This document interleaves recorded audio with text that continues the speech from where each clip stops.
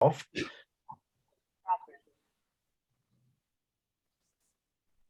Who's recording that? Okay. What I do is like you see at the bottom here, this is a scanning kit that I carry with me. I have a little carrying case, laptop, flatbed scanner, and stuff like that. So if people bring out things pertaining to the family, you don't have to go away. You don't have to take it anywhere. You can set up your little stand here, and they can give you the stuff, and you can make a copy of it, put it right on the screen there and save it.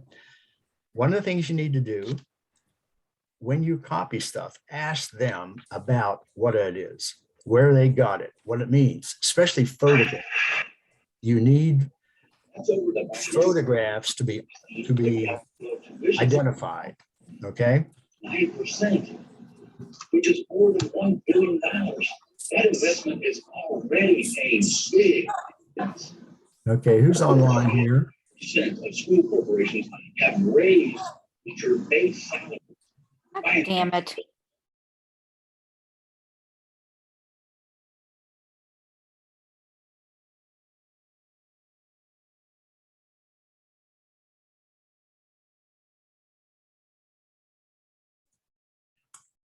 Okay, we back? Okay. So when you copy stuff, you need to have the people that own it tell you about it. I mean, there's some photographs there that are unidentified. What you need to do is have them tell you who those people are so that you can make a note of it so that it becomes somebody that you know about, okay? Photographs are a tricky thing, that time.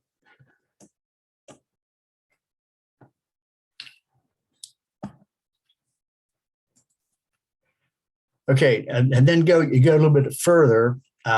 You make it a point to interview your relatives, especially any older relative that you have. Go in, just ask them basic questions. Okay, where were you born? Where's your family? You know, who did you descended from? Where did so and so go? Where did someone come from? You know, all those kinds of questions that you might want to know about.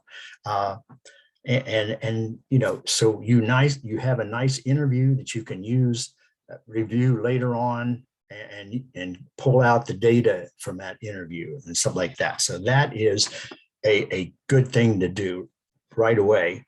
And remember, if you can't prove it, it's just a rumor. So even if somebody says something, somebody you really trust, that doesn't mean that what they say is the actual fact. So you have to verify a lot of stuff, okay? Now, once you get all of these things, any kind, if you have the originals, you need to give them back to the person and put your originals back. You do not need originals to do genealogy. You just need a very good copy that you can mess with, okay? Just think about if you have a bunch of original documents in your family and you have them in a folder, you take them to the library. If you misplace them, if you walk out without them and then go back, they're gone. If they're originals, it's a tragedy. If they're copies, that's just, you know, kind of inconvenient, okay? Now, after you've done all of this stuff, copies, you put paper and all that stuff, and you put it in your little box. Every genealogist recognizes this box right here. So if you have one like that, you're in good company. Okay, well, now we're talking low-tech beginners. Okay, what I would do, what I did is you get 4 ring binders, at least 2-inch, maybe 2, 3, 4, something like that. And the reason you need 4 is you have one for each of your grandparents, okay? Because everybody in your family descends or, you know, goes back to from one of these grandparents, okay? You need put the name of each of your grandparents on one file, ring binder, okay? And then you sort all of that stuff into these 4 categories, okay? This picture right here is my grandmother, Lena O'Neill, and her husband, Joseph Bowen here. So they are in in the top two there. Now, if you have a document that has two people and two families on it, make another copy of it and put one in each of those categories. Okay. Now, when all the stuff is in the ring binders, okay, then you have to kind of choose, if I were you, the ring binder with the most stuff in it might be where you want to start to actually do some research, okay? Now, what you want to find out is what you really know and what you don't know, because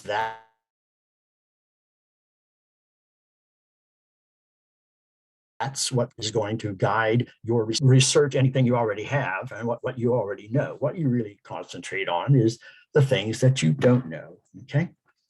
Now, years ago, and most experienced people out there will recognize this, this is a pedigree chart. If you have a registered dog of some kind, you recognize this because you get one of these for a registered dog, but you are registering yourself here, okay? I would, even if you're a techie, even if you know your way around digital media and all that kind of stuff, I would recommend as a newbie, you get some paper documents, a couple of them we'll show you, and learn how to think as a genealogist. I mean, that's as a pattern to genealogy, and the more you follow the pattern, the better off you're going to be. Okay, so what this is called a 5-generation chart, and you are number one. If you've never been number one in your life, there you are. Okay, you made it. Now, on these kind of charts, okay, the males of the family, the fathers and all that, are in even numbers, and they're always on the top. And the females are odd numbers, and they're always on the bottom. Don't yell at me. I didn't design that. Okay, so what you see here is what you will do hundreds of times, thousands of times, maybe, if you've been in it for a while. What you want to do, you have a child, and you want to identify that child's mother and father. If you look on this chart, that's what all these are. There's a child and parents, child, parents, child, parents. That is the basic block of genealogy. You have to do that correctly. If you attach a child to the wrong parents, you're liable to spend a lot of time researching somebody you're not even related to. So you have to be kind of certain when you put down the name of the parents of a child. You have to have some kind of document, some kind of proof that that's correct. So you just do that correct thing over and over and over and over and over. Okay, that is the basic building blocks of genealogy, and that is how you think as a genealogist. You want to attach a child to the right parents. Okay, now after you've done it a while, it'll look something like this. This is my tree on Ancestry. You'll notice it's a 5-generation. It looks a little different, but it's the basic pattern. Okay, now just to make you feel bad, it took me at least 19 to 20 years to fill in all the names on this chart. And I had to do a lot of work just to get it that quick, because many of these people are not easy to find. Lots of, if you look at my dad's family up there, the Darrahs and the Allens and those things up there, most of those people are very poor, illiterate, West Virginia, Pennsylvania hillbillies. They didn't leave a big paper trail. So if you're trying to find a paper trail, you're going to have to really do a little bit of digging here, okay? Now, the other form that you will need, and I would encourage you again to start out with paper forms. You can get these from a lot of genealogy libraries. You can get them from, you can download them from the net, and Family Search and Ancestry and stuff like that. So the reason you want to do it on a paper thing is there again, you want to learn how to think as a genealogist. What exactly do you want to find, and where you're going to find it, and what it's going to look like when you do find it, okay? So you're now training yourself to think like a genealogist. The pedigree chart, you only have one for a long time, but these group sheets, there again, it's every family, a father, a mother, and children, father, mother, children, father, mother, children. You can think in your own family of if you're a child of a large family, and 8 or 9 brothers and sisters, you're going to have a lot of these. Okay. So, but there again, once you start filling it out, you learn what's expected, what goes where, and that kind of thing. So you're learning to think like a genealogist. After you've done it a while, this is what it'll probably look like. This is from a genealogy program that I used to use called Brother's Keeper. It prints out like this. This is my grandfather and grandmother, and my dad was one of 9 kids. So, there's a lot of details. So everything that you see here, though, I can prove with a document or more than one document, so that if somebody questions me about it, you say, how do you know that he died here and there and all that, when, all that kind of stuff? I can go to that family and show them that I did not put anything in there that I did not prove with some kind of a document, sometimes more than one document, okay? Now on Ancestry, there again, this is basically their version of a family group sheet. So this is my dad and my mother over there on the right-hand side, and then me and my sister, okay? And then you put your documents and proof and everything like that. You can scan things and add them right to this online. But as you're just starting out, that's a little bit down the trail, okay? Now, you've collected all the documents and you sorted them in the ring binders, and you started filling out your charts, and you kind of know what you don't know. And maybe you've even created a list of things that you want to find out. So there again, what do you do now? Well, you talk to a family history librarian. That's what you do. I recommend it because it'll save you oodles of time, and it'll get you on the right track. Okay. There's actually thousands of different kinds of documents that are usable for genealogy, and none of them were created for genealogists, okay? All of these records that we use were made by somebody for some other reason, and we just sort of stole them, maybe you might say. But anyway, we appropriated them when we use them for genealogy. So when you go into a family history library, not a public library with a family history room or something like that. In Indiana, they're all called Indiana rooms or something like that. Downtown is the Indiana State Library. In Fort Wayne, there's the Allen County Library, and outstanding source. But if you go in there with what you got so far in your notebooks and things like that, and you have a list of questions or anything like that, the family history librarian would love to help you get off to the right foot, okay? So, don't try to,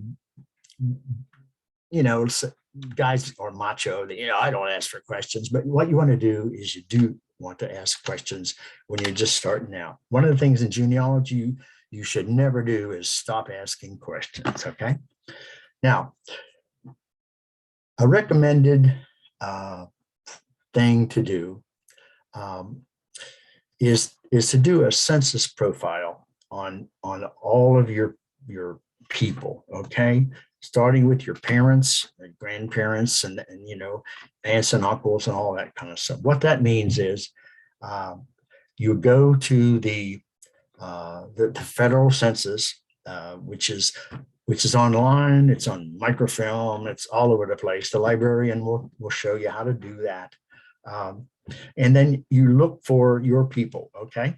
Now, what you see right here is my grandmother's grandfather, okay, John O'Neill. His wife was Anne. I know her name is Horton, and these are their kids. This Thomas down here is my great grandfather. Okay. Now you'll notice on this one in the 1850, it gives the ages of the people, the sex of the people, occupation if they have one, and this 1600 is the value of their property, things like that. Now look over here on the right-hand side.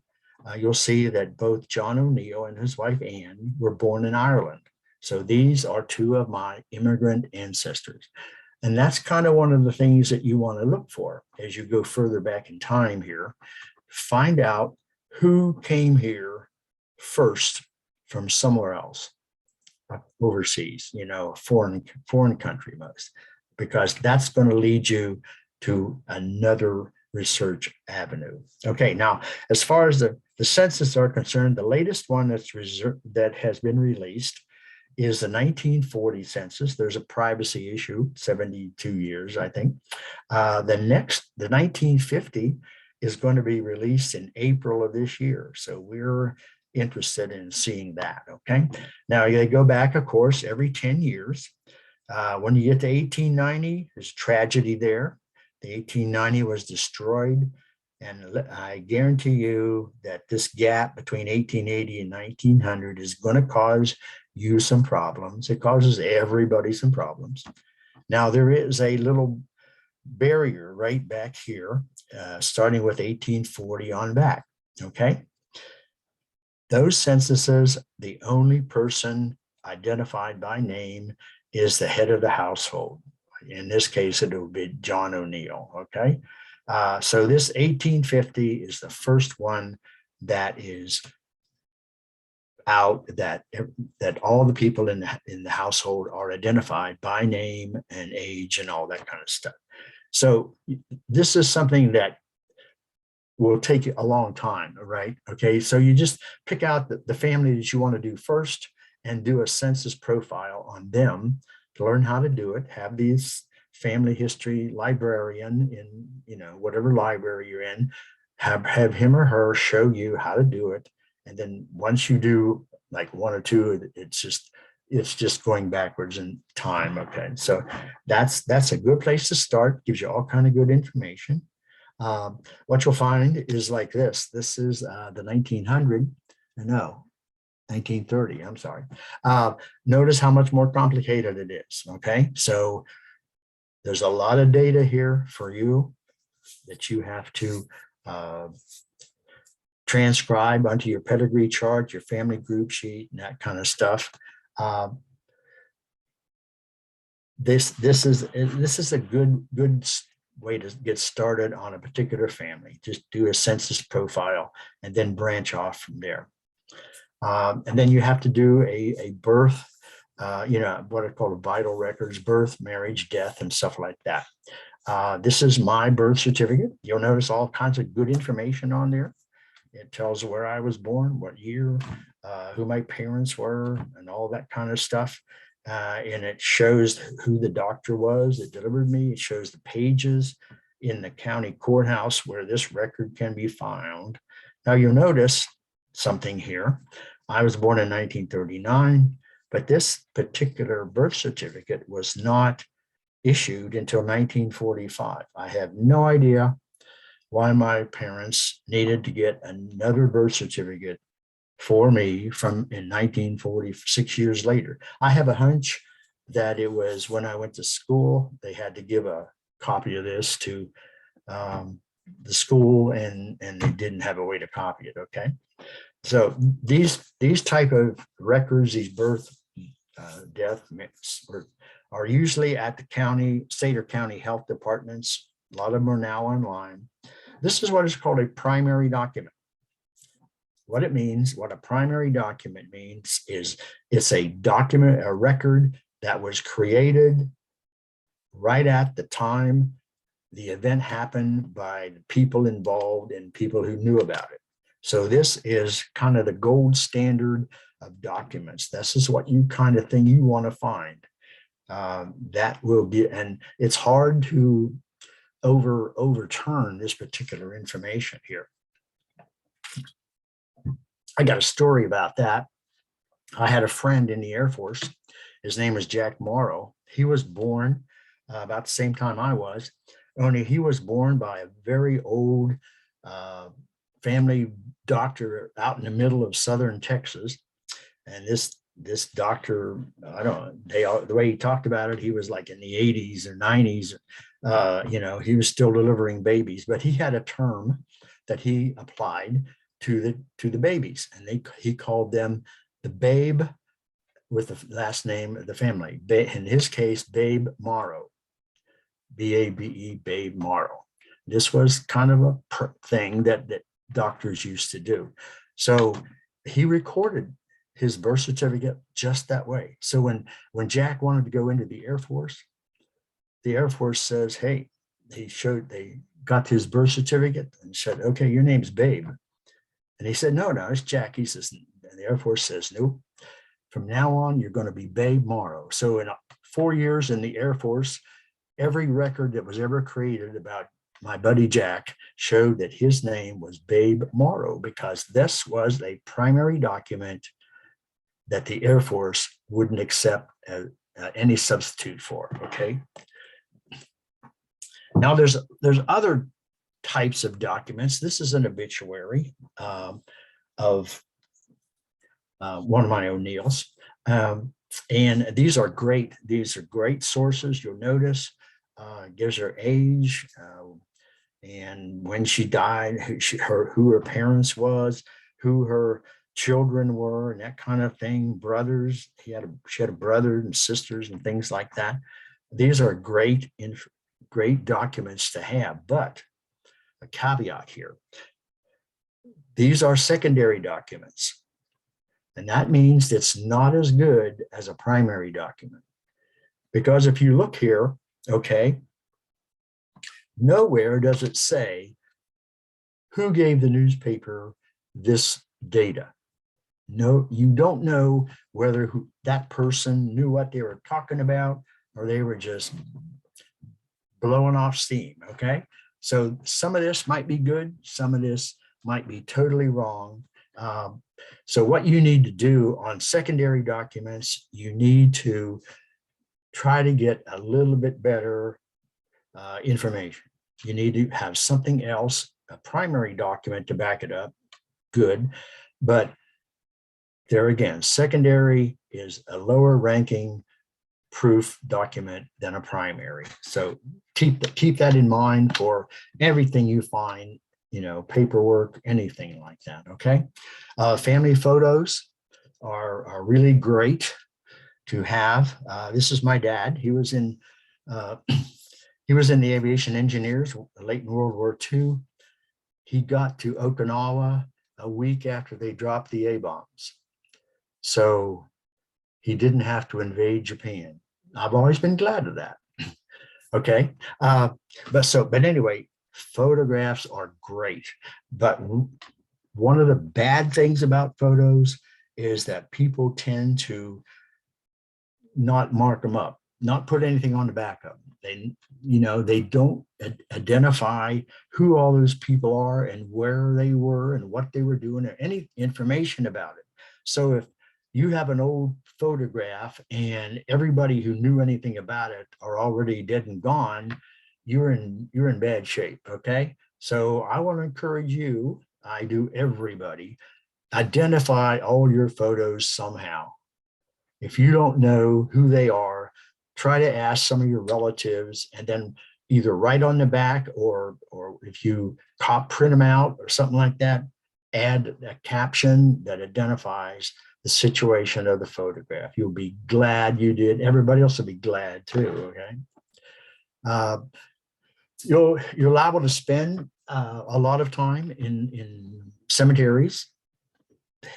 Genealogists love cemeteries. Sometimes in older headstones, something like that. That's the only place you're going to find the births and deaths and things like that, because there was no paper created to back that up, especially in remoter areas. A lot of my family is out up the hollow in West Virginia and Pennsylvania, and they never got down to the courthouse very often. Okay, there are some probate files. Probate files are good. Trouble is, in the United States, probably 25% of the people have probate files, because you have to have enough money to make it worthwhile to probate it in a court. Okay, but this is my great grandmother, Mary O'Neill, and you'll notice down to bottom here, those are her 6 children, and it shows where they lived in 1933 when she died, and it shows their relationship. So that is a good document. This was created by the probate court in Noble County, Ohio. Okay, and all this stuff was listed. So that's a pretty good doc. I would consider that a primary document. Another thing you should do is be familiar with the territory where your ancestors live. One of the first things you learn when doing genealogy is you go out of town real quick, and you go out of state real quick. Lots of times you go out of the country real quick. So you're not going to be familiar with all these places. So you need to find some maps. There's a ton of them online. There's a lot of atlases and other kinds of things like that. So you really need to understand the country where your people lived, because they were very dependent on geography. And you have to understand that. I mean, they couldn't go certain ways. They couldn't go do certain things. And that, so the atlases and gazetteers can help you with that sort of thing. If you're fortunate, there are family Bibles or diaries or old letters. Your people had to be able to read and write, of course. This is a family Bible in my O'Neill family. One of the reasons I like to research them. You'll notice over on the left side of this Bible, and this is in the middle of it, this is all of my immigrant ancestor, Hugh O'Neill's brothers and sisters with his mother and father up at the top, and where they were married in Carlow, Ireland. Okay, this is still in family hands in Eastern Ohio.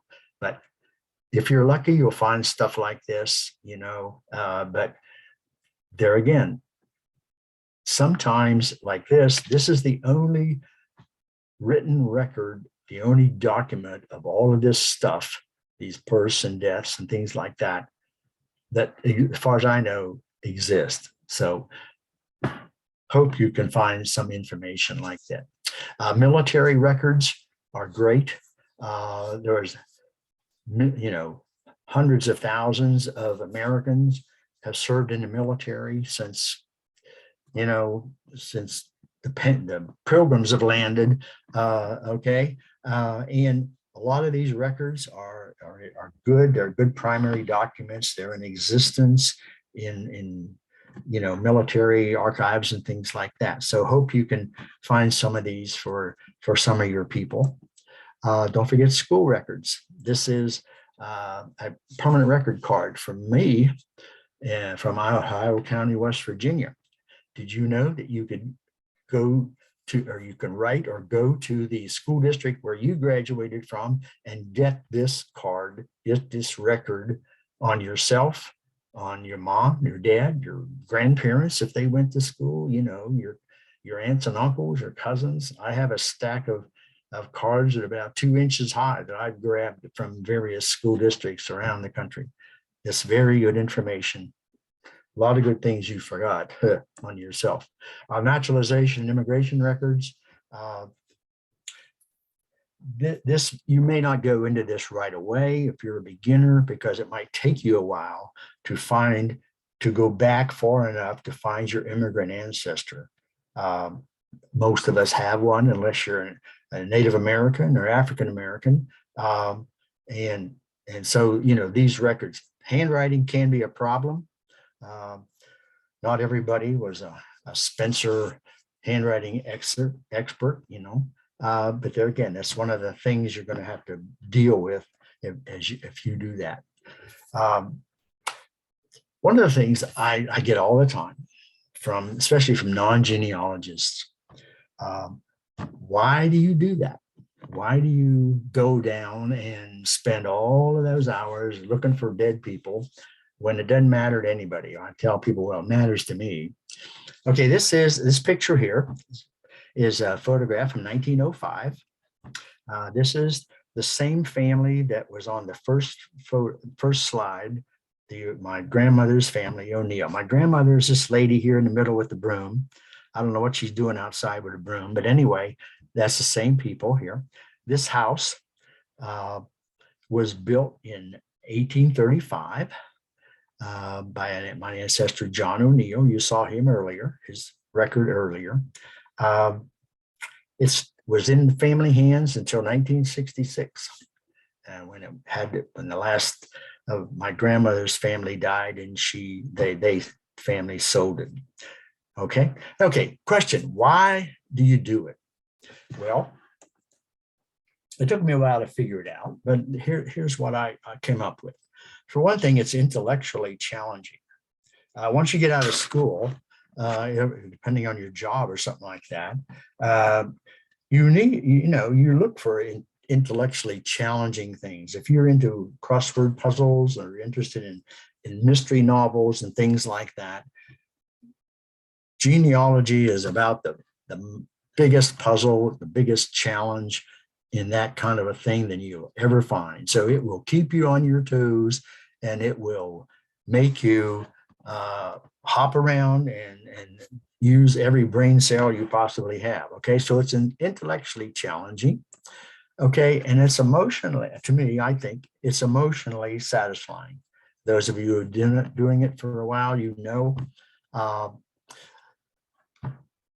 this kid on the left here is my grandson, Kyle, and the girl is his mother, my daughter, Laura. And this is Moab when I was in high school and had hair. And over here's my mom, Peggy Bowen. And on the left here is my grandmother, Lena Bowen. And the dressed up lady on the right is Mary Catherine Wilson, my great grandmother.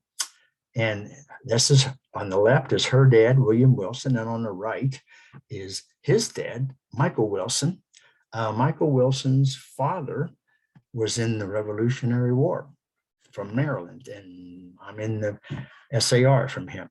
Now, the thing is, my grandson will never know Michael Wilson and his ancestors and those kind of people unless somebody does something. And I think it's my place to connect those two people so that anybody who are descended from these people will know. Okay, I've done a book on the O'Neill family and a book on the Wilson family. So, they're not going to be lost. So I think it's great. It's emotionally satisfying to me to connect all of these people that would otherwise be lost. And here's an interesting little thingamajiggy here. Genealogy is a geometric progression. It doubles every generation. Okay, so in 21 generations, which about the 1500s, late 1500s, back in the time of Queen Elizabeth I, the Spanish Armada, and all that kind of stuff, you have 1,048,576 direct ancestors. We're not talking cousins. We're not talking aunts and uncles. We're talking grandfather, great-grandfather, great-great-great-great-great-great-great-grandfather, and so on. These are, if even one of those people messed up and did not reproduce, you would be in bad shape. Okay? So don't mess it up. That's my recommendation to you. Get into it, see what it's about. It's very interesting. It's very challenging. It's very emotionally rewarding. And I think you'll enjoy it a lot. I've always enjoyed it and stuff like this. Picture you see right here is also from the O'Neill family.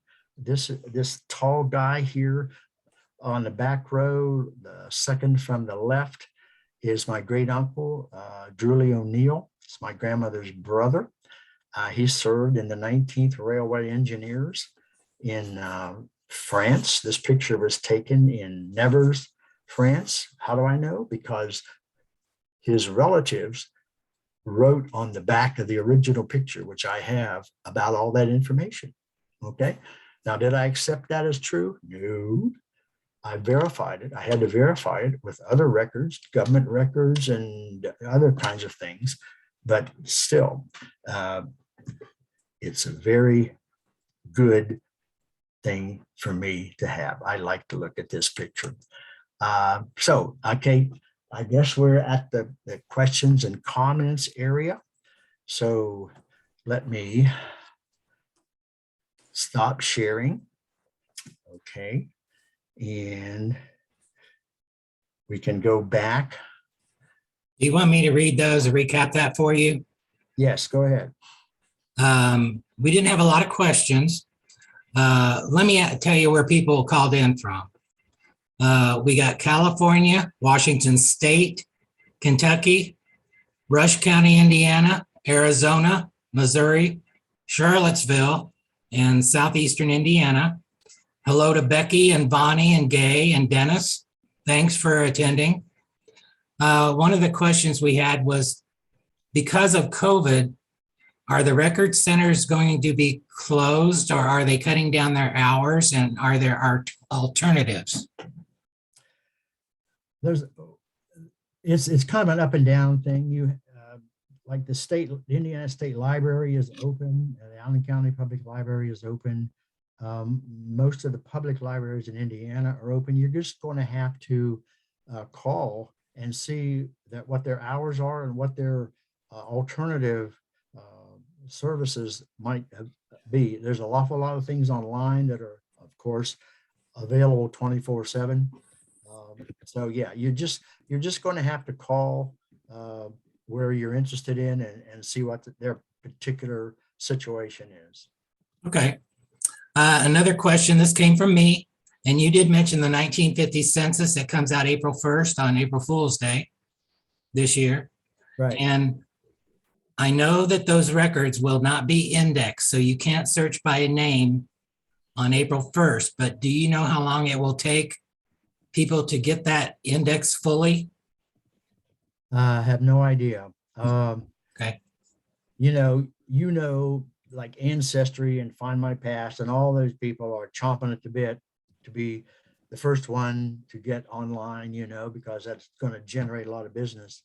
Go into their websites and see if they have any public, like a PR release or something like that, to see what that. Go into the National Archives, who's the holder of the census, and see what they have, a blog or something like that, or there again, a PR release, to see what the situation is on that. Okay. Are the slides that you use on your presentation available for people to take another look at offline? Yeah, I don't, if you want me to send you the PowerPoint or something like that, you want to put it on your website or something? I don't have a site that I can put it on. We probably would end up putting it on something like Google Drive and sharing it. Yeah, if you want to do that, I can send you the PowerPoint, and you could feel free to put it up on Google Drive. Okay. Another question, where did you get your pedigree chart and your family group sheets? Did you get those free online? Most of the ones that I have, I've gotten from the Indiana State Library. You can, they have them available. The Indiana Historical Society does. The Allen County Public Library does. Most libraries that have a genealogy department will have those available. They're also, you can download them from Ancestry and find Family Search just go up at the top there and you could find, Probably just a general Google search will get you a free one. oh, yeah, As long as you put the word free in first. they're all over the place. Yeah, they're not Okay. hard to find.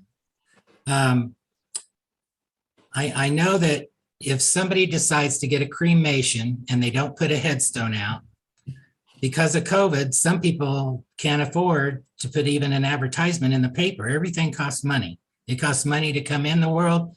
It costs money to leave.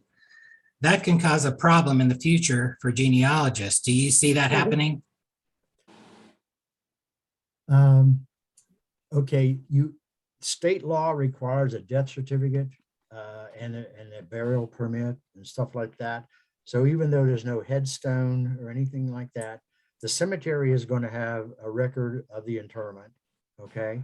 And the state health department or whoever handles death records in your state is going to have a record of the death and the record of the disposal of the remains. So just because there's no headstone there, that's not really a major problem. Okay. And what is the best source for military records? Three. Well, the US government, I guess. Yeah, Darrah. What do we got here? Who's sharing? I think everybody's sharing.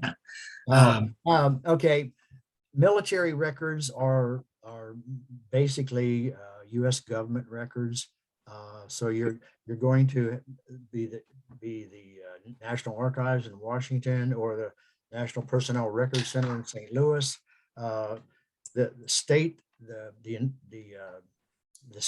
has a military department like the National Guard and things like that. That's going to be in the state archives. All of those sources are good. Okay. How do you go about being a certified genealogist? There's a society, Association of Professional Genealogists, I believe APG. It's on the website. Just do a Google search on professional genealogists, and several of those kind of places will come up. And then just go into their website and follow their records, follow their directions. Okay, I'll give you one last comment or question. What was your biggest brick wall or your biggest surprise? My biggest brick wall is still pretty bricky. I traced my Darrah family back. Yeah, they're Scotch-Irish. Back to Chester County, Pennsylvania in 1750. It's when most of the Scotch-Irish came over from Ulster and Ireland. And I have not yet gotten that family line from Pennsylvania to Ulster or to Scotland. That's my major brick wall, and I've been working on it for 20 years. Okay. Well, that's the end of the questions, Ron. Okay. I'm going to go ahead and I want to thank Ron Darrah for participating and being our presenter tonight. We certainly do appreciate you taking time out of your schedule to do that for us. And Mark Sullivan for putting the technical part of the presentation together as far as Eventbrite and the Zoom call and the mailings. Okay, can I add something? Yes. At 8 o'clock tonight on Channel 20 is Finding Your Roots with Henry Louis Gates. So if you want to, I've got it on. I've got all those on recording. I'm about 6 behind. But anyway, it's For everybody, I'm going to go ahead and wrap up, Ron. okay. For everybody on the call, our next one is February the 8th of 2022 with Ron Magnuson. He's with the Indiana Civil War Roundtable, and he will be discussing his book on Rufus Dawes and the famous Iron Brigade, which included the 19th Indiana Volunteer Inventory. There are Hancock, Indiana boys in this unit. you should get a notification in advance from Eventbrite. But I want to thank everybody for taking time out of your evening to attend this presentation, and we will see you next month. Okay, Goodbye, everybody. bye. Bye. Bye.